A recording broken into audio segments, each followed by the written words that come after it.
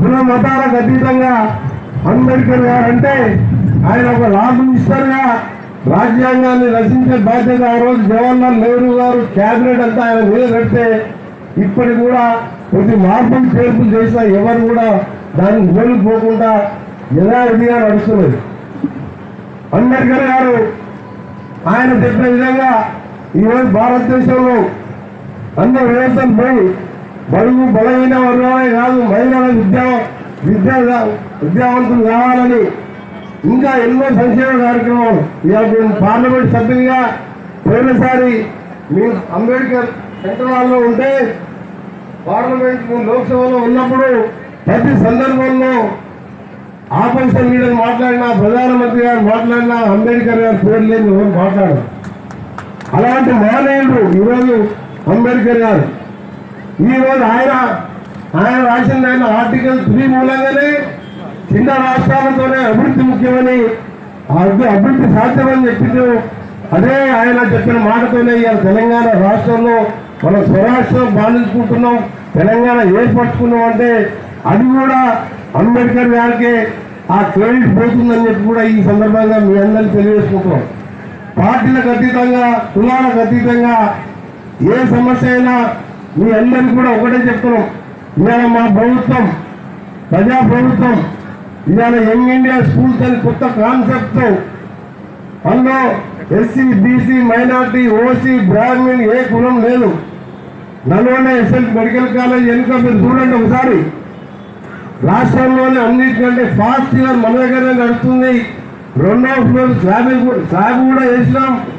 జనవరి ఈ సంవత్సరం జనవరి 7వ తారీఖు రోజు దాదాపు 2500 మంది పిల్లలు కుల మతాలకు అతీతంగా రూమ్కి 2 లెక్క అలా ఫుట్బాల్ చేయడం క్రికెట్ చేయడంతో పాటు 1000 మంది ఒకటేసారి అందరు కలిసి కూర్చొని తినే విధంగా డైనింగ్ హాల్తో సహా 25 ఎకరాలలో 200 కోట్లతో ఇవాళ 20,000 కోట్లు పెట్టాం.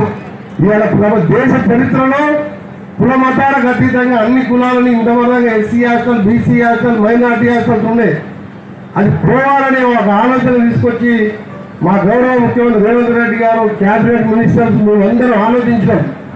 ఇంకా కూడా ఎన్ని రోజులు ఈ కులాల గురించి మాట్లాడుకుంటాం. ప్రపంచం ఇవాళ కంప్యూటర్స్ పోయింది, ఆర్టిఫిషియల్ ఇంటెలిజెన్స్ వచ్చి కొత్త కొత్త టెక్నాలజీ వస్తుంటే మనం ఇంకా కూడా కులాల గురించి మాట్లాడుకొని మన పిల్లలకు విద్య నేర్పియాలి, సాంకేతిక రంగంలో ఇంకా కూడా అడ్వాన్స్ టెక్నాలజీ తీసుకురావాలని ఈరోజు young India schools 56 schools start అయినాయి. దాంతోపాటు ప్రతి కాన్ఫరెన్స్ లో పైలట్ ప్రాజెక్ట్ గా దోవలపల్లిలో నల్గొండ మండలం దోవలపల్లిలో 15 కోట్లతో ఇలా public school government public school నడుపుతున్నాం. ఆ పబ్లిక్ స్కూల్ ఎట్లా ఉన్నది ఇలా మీరు చూస్తున్నాం. ప్రైవేట్ స్కూల్లో ఆ బస్సులు పోయి గల్లీలలో పోయి ఊళ్ళల్లో పేదోళ్ళు కూడా మా పిల్లవాడు ఇంగ్లీష్ మీడియం చదువుకోవాలి అని ఒక పూట ఉపవాసం ఉండి ప్రైవేట్ బస్సులలో 50,000 60,000 ఫీజు కట్టి ప్రైవేట్ స్కూల్లో చదివిస్తున్నారు. అది కూడా ఆలోచించినాం. అందుకనే ఫస్ట్ ఇలా కాన్ఫరెన్స్ కోటి గౌరవపల్లి స్టార్ట్ చేసాం. రేపు మాపో టెండర్లు పిలిచి పనులు స్టార్ట్ చేస్తున్నాం. ఎందుకంటే చదువుతోనే ముఖ్యం, చదువుతోనే ఎవరైనా బాగుపడుతున్నారు. లేకపోతే మళ్ళా మన తల్లిదండ్రులు చేసుకునేదే మనం ఆ పిల్లలు కూడా చేసుకుంటాం. పేదవాళ్ళు ఏదో సోనియమ్మ ఉపాధి హామీ పెడితే ఇవాళ మనం రోజు 200 300 వచ్చి ఇవాళ కడుపు నింపుకుంటున్నాం. ఆ రోజు ఇందిరాగాంధీ పెద్ద ఇల్లు కడితే ఇప్పటికీ మళ్ళీ ఇందిరమ్మ ఇల్లు అని ఊరికి 5 లక్షల రూపాయల లెక్క ఇల్లు పేదవాళ్ళకి ఇందిరమ్మ ఇల్లు కడుతున్నాం. అందుకనే మీ అందరికి చెప్తున్నాం, మీరందరూ కూడా చదువుకోండి.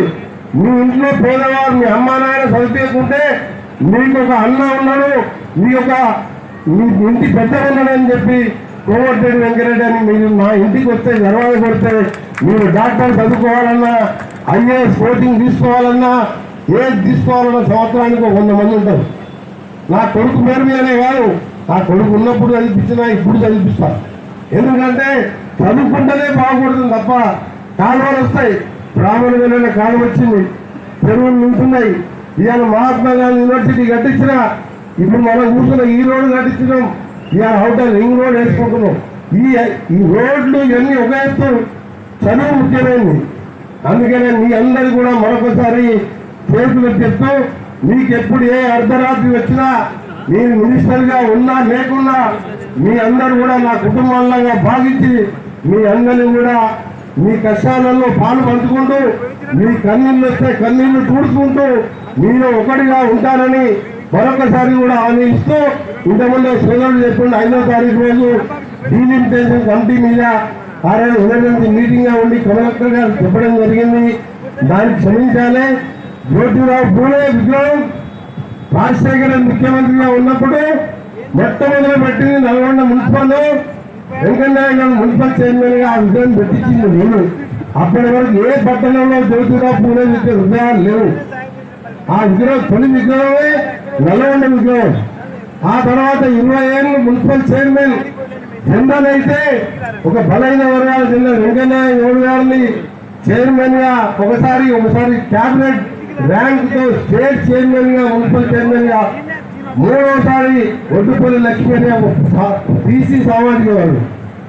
ఏం చేయాలి? నేను రెడ్డిగా ఈసారి పరిస్థితుల కారణంగా మళ్ళీ ఇక్కడ మార్కెట్ చైర్మన్ బీసీగా ఉన్నా ఆ రోజు మార్కెట్ చైర్మన్ గొప్పలు శ్రీనివాసుడు అంటే ఈరోజు జూకూరు రమేష్ ఉంటే ఇలా చైతన్యాన్ని మేయర్గా చేసుకున్నాం. నేను ఒకటే చెప్తున్నా, నాకు పార్టీలు ఉన్న ఎలక్షన్ తప్పే. ఇవాళ పొట్టుమూడ స్కూల్ కట్టించుకున్నాం.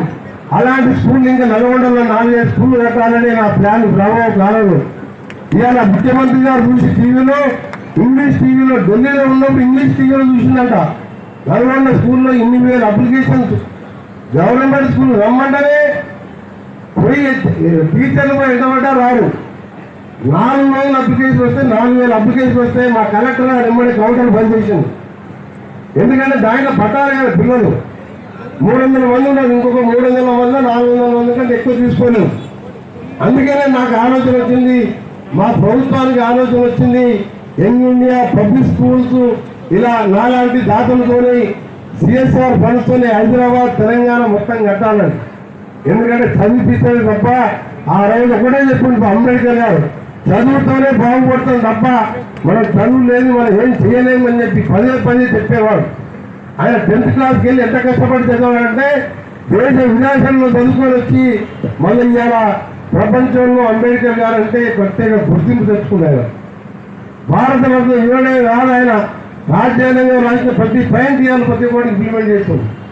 అందుకనే మీ అందరూ కూడా మరొకసారి తెలియజేసుకుంటూ మంత్రిగా బిజీగా ఉన్నా సరే ఇవాళ నల్గొండ అభివృద్ధి విషయంలో కానీ నల్గొండలో పేదలు ఎవరు కష్టాల్లో ఉన్నా కానీ తప్పకుండా మేము ఏ పార్టీ అని అడగం, ఏ కులం అని అడగం, డైరెక్ట్ వచ్చి మీకు సహాయం చేసి నల్గొండతో పాటు తెలంగాణ అభివృద్ధి చేసుకుందాం.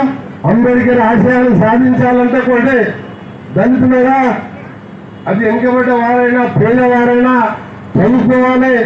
నేను ఇక్కడ ఉన్న వ్యాపారస్తులకు కానీ ఇంకోటి చెప్తున్నా,